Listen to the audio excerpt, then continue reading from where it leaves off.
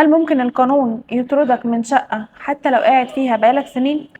في القانون المدني مجرد الإقامة في مكان لمدة طويلة لا تعني حق البقاء فيها. يعني لو شخص وضع يده على عقار بدون سند قانوني صحيح يحق لصاحب العقار رفع دعوى طرد للغصب، والغصب في القانون معناه الاستيلاء على ملك الغير بدون رضا وبدون سند قانوني. ووفقا للفقه والقضاء من حق المالك أن يطالب بطرد الغاصب ورد العقار إليه مع التعويض عن فترة الانتفاع بدون حق. كمان المادة 803 من القانون المدني نصت على للمالك وحده حق الانتفاع بالشيء أو استغلاله والتصرف فيه في حدود القانون. ببساطة حق الملكية بيدي لصاحبه الحق في استرداد ملكه ممن يشغله بدون حق أو بدون سند قانوني. لكن في بعض الحالات بيختلط الأمر بين الغصب وما بين الحالات الإيجارية، وهنا بتختلف الإجراءات القانونية تماما. علشان كده تحديد الوصف القانوني الصحيح للحالة